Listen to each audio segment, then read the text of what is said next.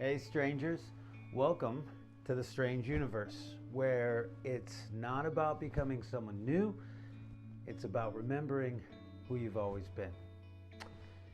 If you've ever felt lost, like you're searching for something but you just can't quite find it, then I recommend that you stick with me until the end of this video, because what I'm about to tell you might not make sense right now, but by the time you're done watching, you just may see things from a slightly different angle. It's my hope that you will better understand why the silence you feel isn't empty, why your struggles, they're not pointless, and why maybe you're not alone after all. So again, stay with me, because this could be a moment that changes everything about your outlook. But first, you know the deal. The world is a strange place. It keeps us sick, it keeps us busy, and it keeps us distracted. But right now, we're going to go ahead and do the cosmic reset. So in a second, we're going to take in a breath. We're going to think about something that's been weighing us down, a bill, a fight, a mistake that we can't stop replaying in our mind. So go ahead and take in that breath and think of a thought that's weighing you down, a bill, a fight, that thing that's made you frown. And I want you to wrap it in that breath and release it. All right, good, perfect. Okay, now that we're present, I want to talk about faith and the uncertainty that faith inevitably brings. I was having a conversation with a friend over coffee the other day, and she asked me a simple but I think really complex question. She said, if God is real, why do I feel so lost? Why does everything seem so unclear? It just doesn't make sense. Why do I keep searching for something that never seems to answer me back? And I thought about it for a second, and then I answered that just because we don't see the path, it doesn't mean that we're not on it. Just because the answers don't come the way that I expect them to come doesn't mean that they're not coming in some form or fashion. And just because God doesn't answer me audibly, it doesn't mean that He's not talking to me through people, through places, things, conversations that I have. What if I told you that the moment of doubt she was having, whatever struggles she may have been going through in silence, the fact was that she was asking the question.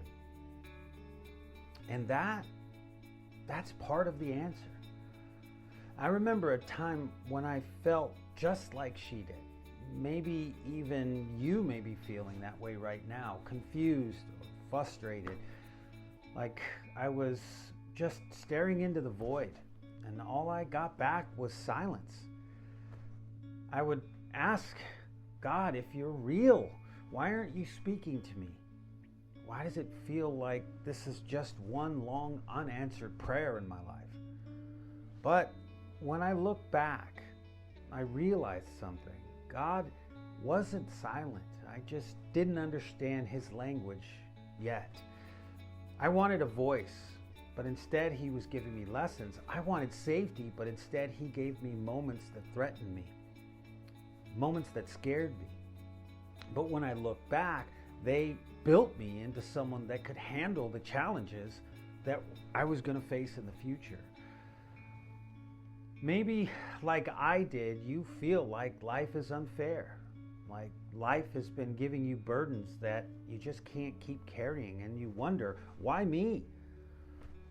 But have you ever considered that the weight that you bear now, it's preparing you, it's giving the strength so that you can carry something greater?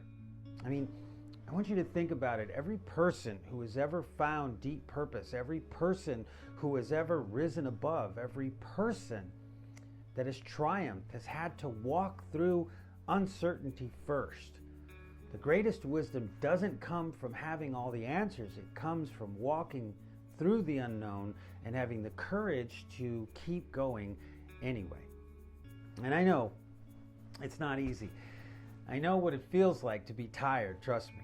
To feel like you're giving everything that you have, and it's still not enough to feel like you're trying and you're trying and you're trying to do the right thing. But the road keeps getting harder, not easier. But here's what I want you to remember, my beautiful friend.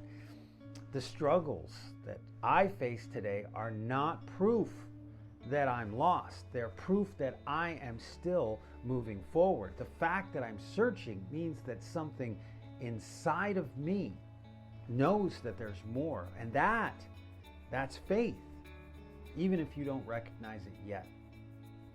I was having another conversation with a friend over breakfast, and he mentioned that to him, faith was not about having all the answers. It's about taking that next step anyways, even when you don't understand the whole journey, but just the light around your feet.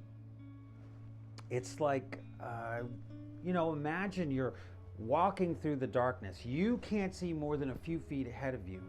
And every step you take only reveals a little bit more.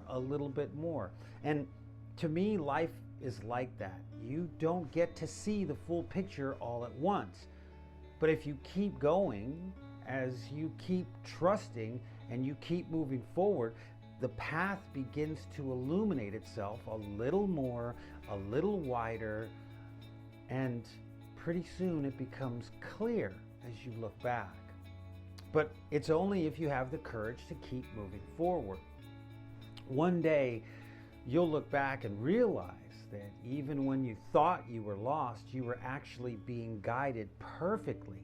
You were being maneuvered around things that were much, much more dangerous and had so much more pain.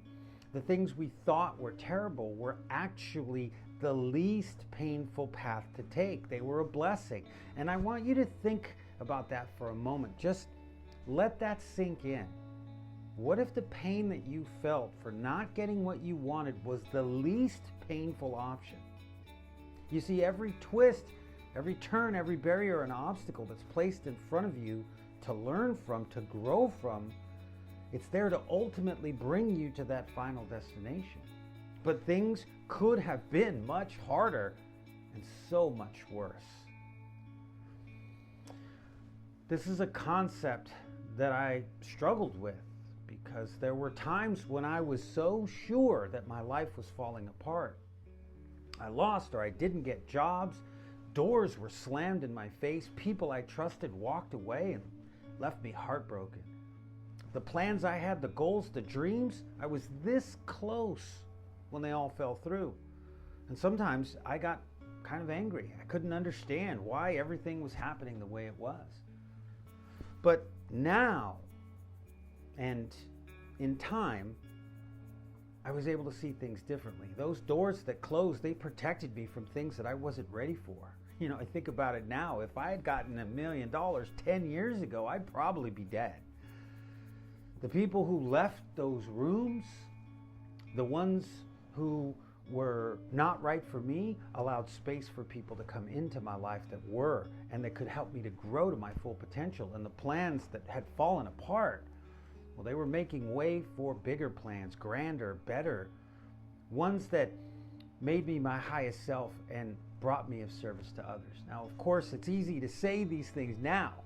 Time and distance have taken the bite out of a lot of things I refused to let go of, or things that I was so sure at the time were perfect for me. But there are no mistakes. You see, I had this ridiculous idea that I knew better than God about how my life should be.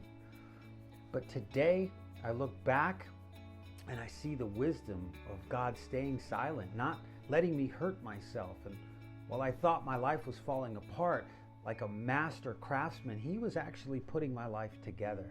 One perceived tragedy, one unanswered prayer at a time.